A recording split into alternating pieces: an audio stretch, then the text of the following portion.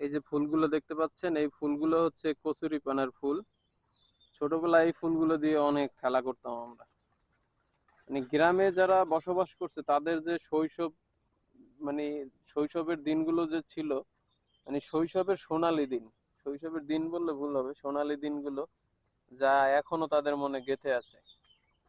আর এই ফুলগুলো দিয়ে বেশি খেলাধুলা করতো গ্রামের, মানে এখনো করে গ্রামের বাচ্চারা। এই ফুলগুলো দিয়ে বেশি খেলাধুলা করে। এটা হচ্ছে কচুরিপানার যে ফুলগুলো, এগুলো ফুল দিয়েও খেলাধুলা করতাম আমরা। এমনকি ওই যে কচুরিপানা যে গাছটা আছে, গাছটার যে পাতাগুলো, ওগুলো দিয়েও আমরা খেলাধুলা করতাম। ওগুলো দিয়ে আমরা মানুষ তৈরি করতাম, মানে পুতুলের মতো বানাইতাম। পাতা দিয়ে চুলের মতো আকৃতি দিত, যে এটা হচ্ছে মেয়ে মেয়ে পুতুল, এটা ছেলে পুতুল, এরকম বানানো হইতো। এখানে অনেকগুলোই ফুল আছে। পানি তো এই জন্য করতে পারতেছি না, নাইলে একটা তুলতাম। আবার কাটাও আছে এখানে, মাদার কাটা ফালানো। এই মাদার কাটা গাছটাই অনেকে চিনবেন না। এটা মাদার কাটাও বলে অনেকে, অনেকে তুলা গাছ বলে, কিন্তু আসলে তুলা গাছ এটা না, এটা মাদার গাছই। এটা কাটা, প্রচুর কাটা এগুলা। আমাদের গ্রামের বাসায় একটা আছে আপনার, মানে কারোর সাথে যদি কারো মানে দ্বন্দ্ব বাজে বা তর্ক বাজে, তখন সে মানে বলে কথায় কথায়, তোরে মাদার কাটা দিয়ে পিটামো। সেই মাদার কাটা হচ্ছে এটা। এই যে দেখেন গাছটা কত সুন্দর ছিল, ভেঙে চুরে পড়ে গেছে।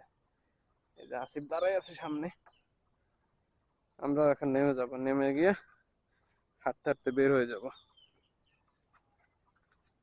এখান থেকে পড়লে ক্যামেরাটাও নষ্ট হয়ে যাবে, পকেটে ফোন আছে, ফোনটাও নষ্ট হয়ে যাবে। আমরা হয়তো ভিজে যাব, কিন্তু বেশি একটা ক্ষতি হবে না আশা করি, কারণ নিচে নরম মাটি তো, নরম মাটিতে তো তেমন একটা ক্ষতি হয় না।